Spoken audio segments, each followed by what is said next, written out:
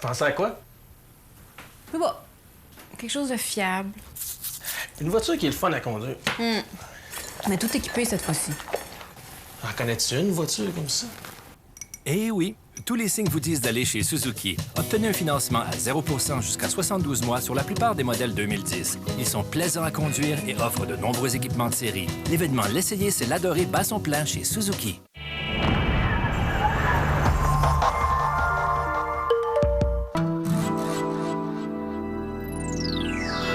1969. Des milliers de citoyens du centre-ville de Hull sont expropriés pour construire des tours à bureaux au nom de l'unité nationale.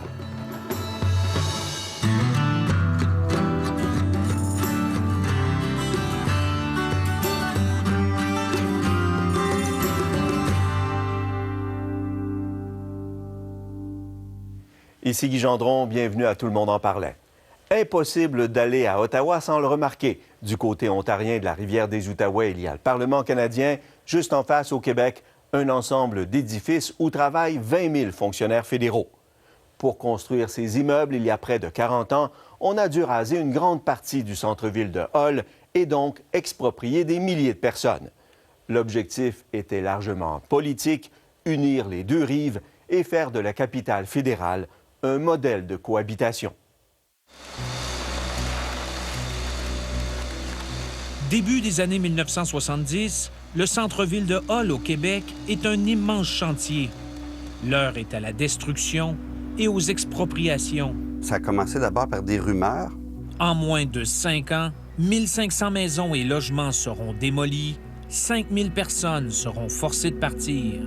C'est des gens qui arrivaient à la retraite ou qui étaient déjà retraités et qui pensaient finir leur jour là, céder leur maison à leurs enfants. Donc, tout ça a été complètement chambardé, là. L'objectif, faire table rase sur une vieille partie de la ville qu'on appelle aussi l'île de Hull, située le long de la rivière des Outaouais au Québec, tout juste en face du Parlement canadien de l'autre côté de la rivière, à Ottawa, en Ontario. C'était pas tous les gens qui étaient propriétaires. Il y avait beaucoup de locataires aussi. Donc, tu te retrouves avec 7-8 enfants, puis il faut que tu te cherches quelque chose, là. Le contraste entre les deux rives est frappant. D'un côté, Ottawa avec ses édifices en hauteur, ses milliers de fonctionnaires fédéraux bien rémunérés et ses maisons cossues. De l'autre, le vieux Hull, un quartier ouvrier avec son usine de papier en déclin, EBD, et ses maisons beaucoup plus modestes, mais un quartier où il fait bon vivre. Ben, c'était le fun. Hey, on faisait des bingos, des bazars. Il y avait 4-5 enfants à chaque maison. Notre rue, c'était pas une rue, c'était un parc. Démolir et exproprier dans le secteur ouvrier de Hull pour faire place à un énorme complexe d'édifices gouvernementaux et à des milliers de fonctionnaires. On était conscients que c'était pour faire des édifices pour le gouvernement, mais... Aux citoyens de Hull, on promet une ville plus moderne. Aux expropriés, on fait miroiter le début d'un monde meilleur. Oh mon Dieu. Malgré tout, pour ceux qui doivent quitter leur demeure, le choc est brutal. Ben moi, là, je peux te dire que quand ils ont commencé à démolir, là, on s'est tenu loin.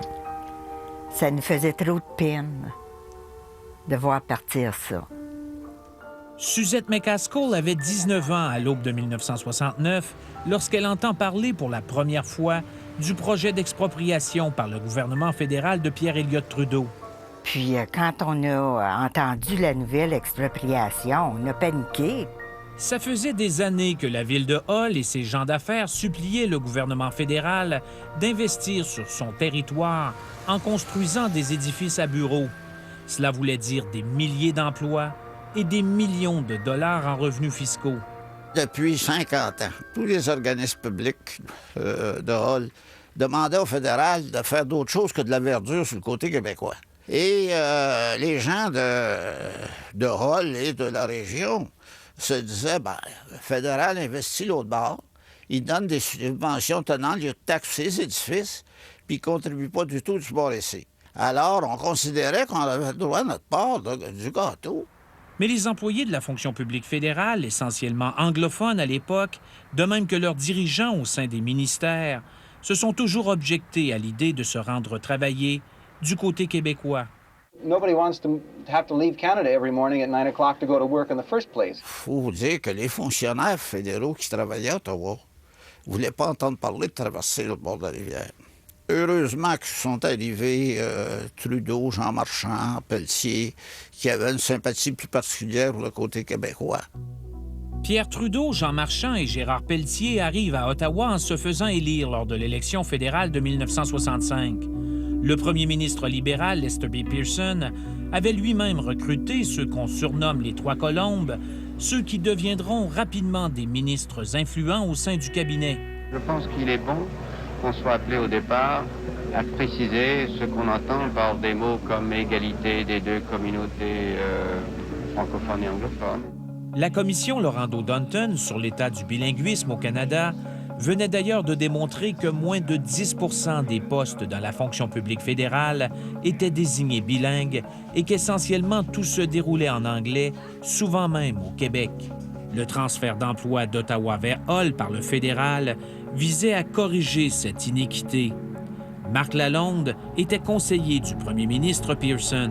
Ce projet-là tenait compte des critiques qu'il y avait au Québec, en disant « Vous ne faites rien pour le Québec. Vous investissez des dizaines et des centaines de millions à Ottawa, mais Ottawa a tout. Mais Hull, le Québec, n'a rien.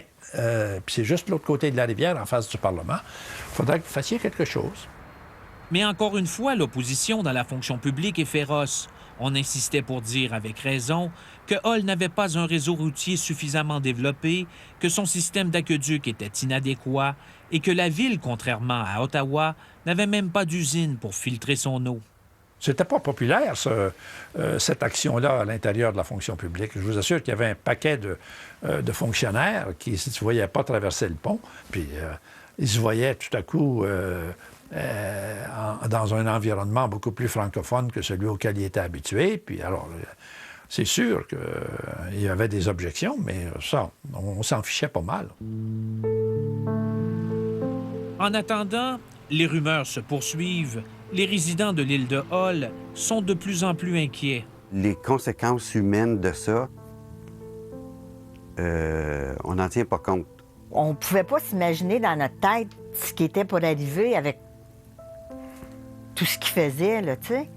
Et là, tout ça était remis en jeu parce que combien on va avoir pour cette maison et est-ce qu'on va être capable de se racheter une maison?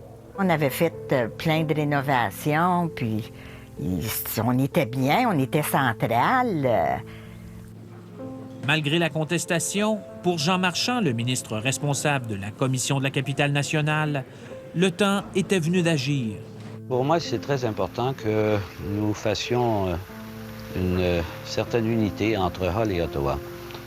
Je ne parle pas des unités juridiques strictement, je parle d'une unité physique. Présentement, disons que Hull sert un peu de dortoir à la ville d'Ottawa. C'est la région sous-développée de la ville d'Ottawa. Il faut dire qu'à ce moment-là, Marchand était responsable de la Commission de la capitale nationale. Il a vite constaté, en devenant ministre titulaire de la Commission de la capitale nationale, que, de fait, le fédéral avait dépensé de l'argent seulement sur le côté ontarien, puis sur le côté québécois, mais il avait fait des parcs. J'en avais parlé avec M. Trudeau et avec M. Marchand en particulier, et qui avait dit qu'il faut en effet qu'on fasse quelque chose. Après la pause, le Québec met des bâtons dans les roues du fédéral.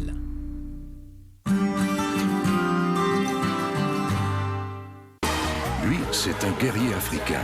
Son arme de combat, le reggae. Avec ses chansons, il dénonce les injustices et finance des écoles. Ce n'est pas normal que l'Afrique soit l'un des continents les plus riches et que ceux qui vivent sur ce continent sont les plus pauvres. Elle, c'est une actrice militante qui lutte contre la pratique de l'excision avec courage. Qu'on me batte, qu'on m'insulte, qu'on me fasse tout, je m'en moque. Je lutterai jusqu'à ma mort. L'Afrique en marche, dès dimanche 18h30 à Radio-Canada. Aujourd'hui, nous voulions vous présenter 4 nouveaux véhicules multisegments. Mais nos concurrents ont tous manqué d'essence sur l'autoroute. L'Equinox de Chevrolet, jusqu'à 1100 km sur route avec un seul plein. Que le meilleur gagne. Tic Tac vous invite à vous joindre à la révolution des petits plaisirs. Tout comme notre amie Geneviève, qui a trouvé une façon fort rafraîchissante d'attraper l'homme de ses rêves.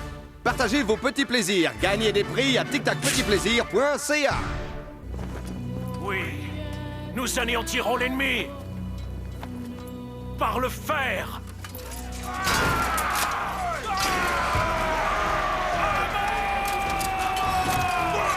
Libérez la puissance du fer avec le nouveau Scotts EcoSense Weed Be Gone. Le fer s'infiltre dans les cellules des mauvaises herbes, les fait noircir, puis disparaître, et votre pelouse reverdit.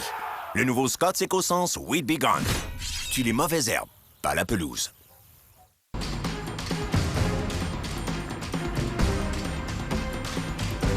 Du 8 au 25 juillet, voyez des performances spectaculaires et devenez vous aussi complètement cirque. Toutes les infos à l'adresse montréalcompletementcirque.com.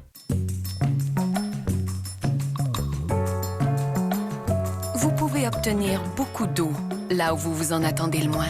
Comme ici, ce détergent contient cette quantité d'ingrédients nettoyants. Le reste, c'est de l'eau. Mais avec Tide, vous obtenez plus d'ingrédients nettoyants. Plus de 2 fois plus.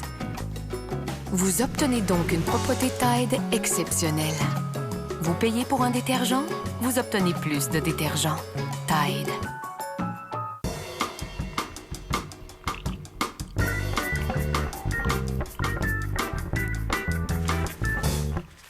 Des ailes de poulet achetées chez Maxi, c'est pas moins collant.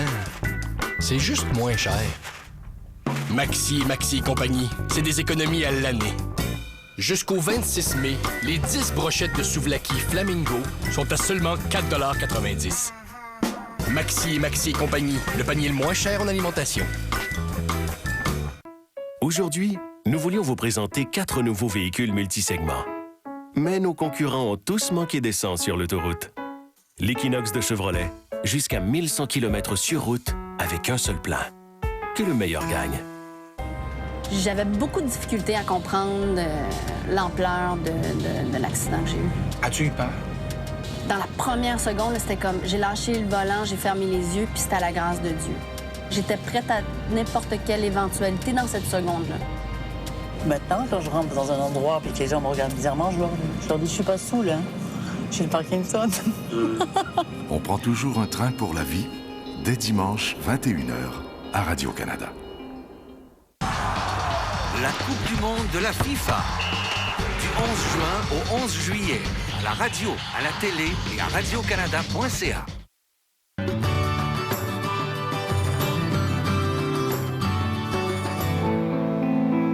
Au début de l'année 1968, dans l'île de Hull, c'est l'inquiétude la plus totale. Le climat d'incertitude qu'il y a dans la famille, qu'il y a chez les parents, était très perceptible. Donc, moi, c'est un sentiment de peur. On craint toujours les expropriations par le gouvernement fédéral. De fait, les rumeurs sont tellement fortes que les résidents commencent à se mobiliser en plusieurs comités. Il faut être nos gardes, en tout cas, pour pas se faire jouer. Il faut vraiment se défendre, il faut se battre. Alors âgé de 10 ans, Luc Duval a vu ses parents monter aux barricades. Il y a eu comme un vent de panique et moi, le souvenir principal que j'ai, c'est que tout à coup, mes parents sont devenus des gens actifs dans un comité de citoyens. Résident de Hull, l'auteur et historien Raymond Ouimet a milité contre les expropriations. J'ai vu des gens, des familles ou des chefs de famille tomber malades, tellement la pression elle était forte, tellement ils se demandaient ce qu'ils feraient, où ils iraient, comment ils vivraient. 1968, c'est aussi une année où les choses vont se précipiter sur la scène politique. Le débat sur la question nationale va s'intensifier. L'Union nationale, souvent à couteau tiré avec le fédéral, gouverne toujours. Son nouveau chef intérimaire, Jean-Jacques Bertrand, reprend le combat de ses prédécesseurs auprès d'Ottawa pour que le Québec obtienne plus de pouvoir. Nous sommes des Québécois. Le mouvement indépendantiste connaît un nouvel élan au Québec avec la fondation du Parti québécois de René Lévesque, dont le grand rêve est de faire du Québec un État souverain. À Ottawa, la loi sur les langues officielles est sur le point d'être adoptée. Le Canada va devenir officiellement bilingue. Pierre Trudeau propose que les villes d'Ottawa et de Hull constituent la région de la capitale nationale. Hull était surtout francophone. Ottawa était surtout anglophone. Alors, la présence d'édifices et de fonctionnaires fédéraux dans la ville de Hull symboliserait que nous considérions que les francophones avaient une place importante aussi à jouer dans l'administration fédérale. C'est chez nous, puis c'est chez nous, puis ça nous appartient.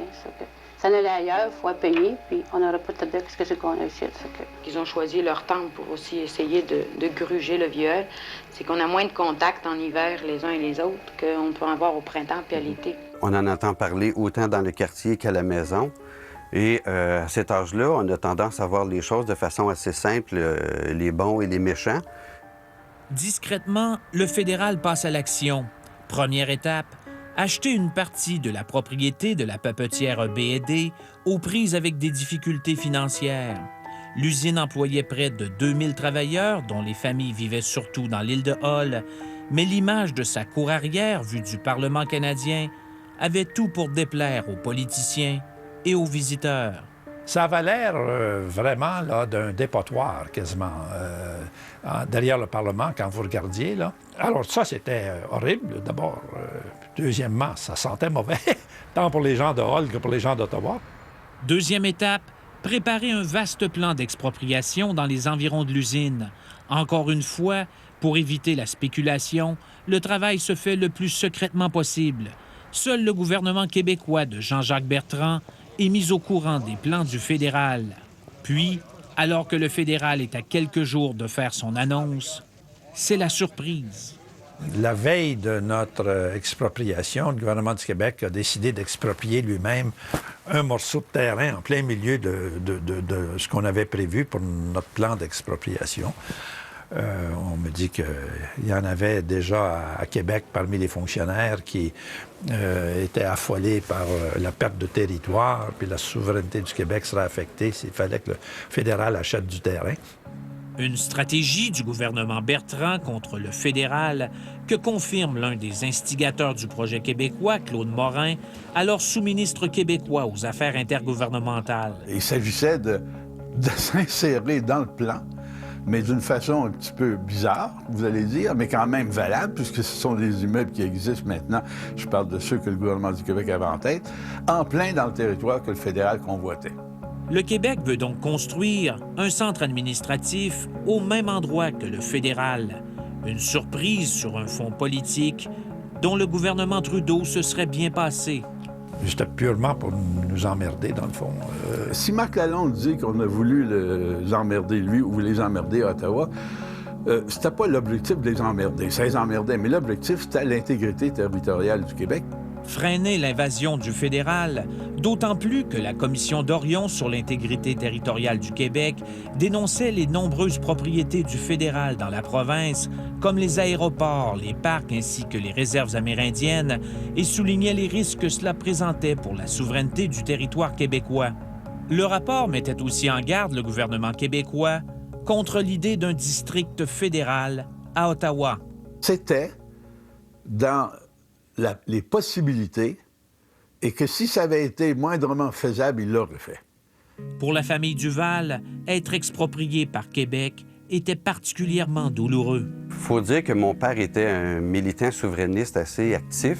Le souvenir que j'ai dans la réaction de mes parents, c'était qu'ils se sentaient trahis. Parce que là, Ottawa est en train d'envahir notre quartier, notre ville, et Québec le fait aussi. Donc ça, c'était, je pense que pour mon père, ça a été comme ajouter l'injure à l'insulte. 3 semaines plus tard, à l'hôtel de ville de Hull, Pierre Elliott Trudeau lui-même annonce le projet du fédéral. Je pense qu'il est temps qu'on unisse les destinées de ces deux villes de chaque côté de l'Outaouais, qui sont en quelque sorte, qui doivent être le symbole de ce que le Canada veut être. On a besoin d'un symbole, et comme Ottawa n'est pas une ville bilingue, eh bien, pour montrer les deux visages de ce qu'on appelait, ce qu'on disait, c'est-à-dire d'un pays de deux nations, il fallait donc qu'il y ait un élément francophone important. Élément francophone, et juste au côté de la rivière, il est à Hull.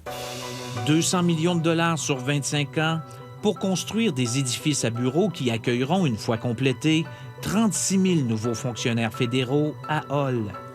Le gouvernement canadien entend également collaborer avec le Québec et la ville de Hull pour construire des routes plus larges, de nouveaux égouts, une usine de filtration, un meilleur service d'aqueduc et éventuellement de nouveaux ponts pour permettre aux fonctionnaires de traverser la rivière. Il y avait donc une certaine pauvreté qui s'était installée dans l'île de Hull. Et les gens avaient besoin d'aide.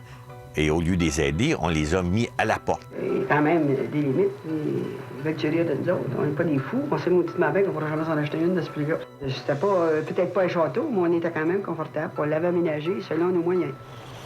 Après la pause, les libéraux prennent le pouvoir au Québec et les expropriations s'accélèrent.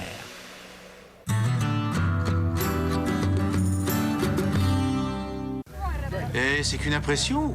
Ou cet avion là-bas vole vraiment bas? Il y a un truc là.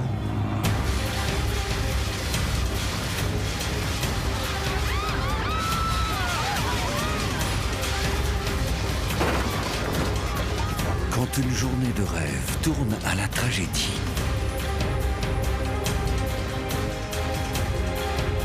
Beauté désespérée. Ce soir 20h à Radio-Canada. Voyez Patrick Drolet, Marc Labrèche, Macha Grenon, Guillaume Lebon, Karine Vanasse et Lothar Bluteau. L'enfant prodige, à l'affiche dès le 28 mai. J'aime bien le look du RAV4. Ouais. Puis il est fait pour durer. Plus de 80% des Toyota roulent toujours. C'est impressionnant. Financement à 0,9% pendant 60 mois. J'adore! Pour la toute première fois, obtenez un financement à 0,9% jusqu'à 60 mois sur le RAV4 2010. Les étiquettes rouges sans précédent de Toyota, c'est maintenant. Cet été, les barbecues seront gros. Participez au concours du plus gros barbecue du pays. Le choix du président vous fournit la nourriture pour un party de 30 personnes, ainsi que le chef. 65 000 $ de prix à gagner, dont un party barbecue d'une valeur de 14 000 $. Pour participer, allez à pc.ca. C'est la vente 50 heures chez Bro & Martineau. Profitez d'offres exceptionnelles sur les meubles, matelas, accessoires de décoration et appareils électroménagers. Plus payant 50 versements sans intérêt. La vente 50 heures uniquement chez Bro & Martineau. Ne la manquez pas. Le Festival international de jazz de Montréal. 12 jours inoubliables.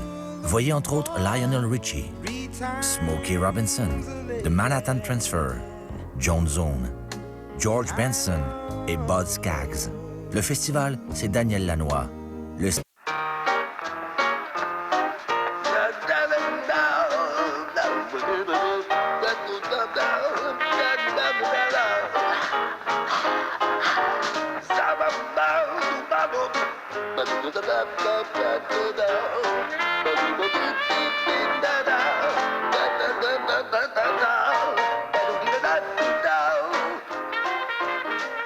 Profitez de votre cours au maximum avec Canadian Tire. Pour profiter des étiquettes rouges sans précédent de Toyota, c'est maintenant. Pendant les étiquettes rouges sans précédent de Toyota, profitez d'un taux de financement à l'achat de 0% jusqu'à 60 mois. Offrez-vous la Corolla 2010 pour seulement 179 $ par mois et recevez 4 pneus d'hiver gratuits à la location ou à l'achat. Les étiquettes rouges sans précédent de Toyota se terminent le 31 mai. Pensez plus, dépensez moins. C'est la vente 50 heures chez Bro & Martineau. Profitez d'offres exceptionnelles sur les meubles, matelas, accessoires de décoration et appareils électroménagers. Plus payant 50 versements sans intérêt. La vente 50 heures uniquement chez Bro & Martineau. Ne la manquez pas. Pour en connaître davantage sur les luttes politiques qui ont secoué le Québec, consultez notre page thématique, section politique. Radio-Canada.ca, tout le monde en parlait. Une incursion au cœur des luttes qui ont façonné notre société. Octobre 1969, la démolition commence dans l'île de Hull. C'est l'endroit où tu es né que tu vois s'effondrer sous tes yeux. Donc, cette image-là de la maison qui tombe, elle va toujours rester là.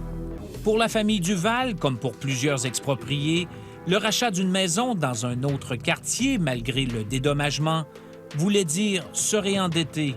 Mes parents, pour la propriété et le terrain, ont eu 9 500. Ce qui veut dire que pour pouvoir acheter une autre maison, C'est comme s'ils repartaient à zéro parce que le marché immobilier avait évidemment augmenté.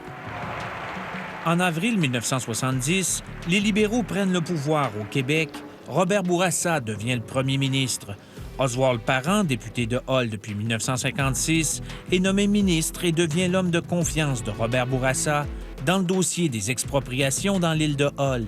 Et je les connais, les besoins de chez nous. Ce n'est pas d'aujourd'hui que j'œuvre dans le domaine public. Ami du ministre Jean Marchand, Oswald Parent voulait aller plus loin dans les expropriations afin de rendre le secteur encore plus attrayant pour les investisseurs. Il va y en avoir d'autres expropriations dans la région. Je vous préviens tout de suite. La qualité du logement était un grand défaut. Il fallait l'améliorer. Il fallait changer le mode de vie de ces gens-là. Ça, c'est l'arrogance pure. Hein? On dit aux gens, moi, je connais vos besoins, puis je vais vous mettre à la porte. T'sais. Est-ce qu'il y a des choses qui vous font peur? Non. Pas du tout. Je n'ai jamais eu peur de ma vie. Je connais le vieux Hull. J'ai entrepris de le revaloriser. Beaucoup d'expropriés devront toutefois quitter Hull pour s'établir dans la ville voisine de Gatineau. Et bien sûr, on dit aux gens, ben, on va vous exproprier, on va vous donner de l'argent à vos maisons, vous allez pouvoir vous acheter des maisons neuves. Mais lorsque les gens recevaient leur chèque, ben, ils ne pouvaient pas s'établir à Hull. Avec le déclin de la EBED qui prévoyait faire des mises à pied, on voyait mal comment les jeunes chômeurs de l'île de Hull, fils d'ouvriers, se trouveraient un emploi dans la fonction publique. Les semaines puis les mois passent, puis ils travaillent pas, ces gars-là. Puis ils s'écœurent. Puis eux autres, ils s'en vont. Alors, à quelle place qu'ils vont aller? Qu'est-ce qu'on va leur proposer, nous autres, dans la région, ici? Les édifices fédéraux. Ben, ils s'attendent d'aller les balayer puis de laver vite. Aux élections québécoises de 1976, le Parti québécois prend le pouvoir avec une victoire convaincante sur les libéraux. Les électeurs ullois, reconnus dans l'ensemble pour leur appui au fédéralisme, font part de leur mécontentement, notamment pour les expropriations. À la surprise générale, Oswald Parent, qui avait obtenu des victoires très faciles en 1970 et en 1973, perd ses élections par 2 votes contre la candidate péquiste Jocelyne Ouellette. Ce sont les gens qu'Oswald Parent n'a jamais écoutés. Lui qui disait savoir ce que les gens voulaient, mais pas du tout. Et d'ailleurs, c'est pour ça qu'il a été mis à la porte. Aucun doute qu'il y a eu un soubresaut de la population sur les travaux qu'on a réalisés souvent en vitesse. Et ça a eu un impact, aucun doute là-dessus. Avant même la fin des années 70, 4 édifices de la place du Portage seront construits, de même que le centre administratif du Québec. À cela s'ajoutent des routes plus larges et un nouveau pont pour faire le lien entre Hull et Ottawa. En tout, 16 000 fonctionnaires du fédéral ont alors pris place dans ce nouveau complexe. Dans les expropriés, je pense pas qu'on en trouve beaucoup qui travaillent à la place du Portage. Disons, on ne peut pas dire que l'expropriation nous a été profitable à l'ouvrier qu'il y avait dans le secteur, dans l'île de Hull. Je comprends que ceux qui ont été expropriés, ils en veulent à ceux qui l'ont fait, mais nous représentions l'opinion de la majorité. Je sais exactement où est-ce qu'on était, nous autres, notre maison. Pas toutes les fois que je passe là, je la vois dans ma tête. Où sont mes souvenirs? Où est les témoins physiques d'où je suis né, où j'ai grandi, où ce que j'ai vécu? C'est dans ma mémoire. Et à ma mort, ça va être fini. Le gouvernement fédéral vient de lancer la construction de 2 autres gigantesques édifices dans le même secteur, qui ne s'appellent plus Hull, mais Gatineau, à la suite des fusions municipales au Québec. Lorsque les 4 000 fonctionnaires additionnels y travailleront dans quelques années, on aura presque atteint l'objectif de 25 % que le gouvernement s'était fixé il y a 40 ans.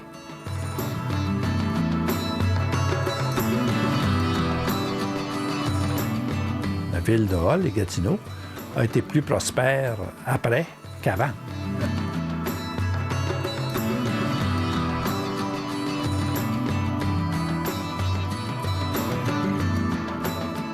Il y a des gens qui ont souffert pour ça, il y a des gens qui ont payé pour ça. Et les gens qui ont payé pour ça, c'est pas eux qui en ont profité.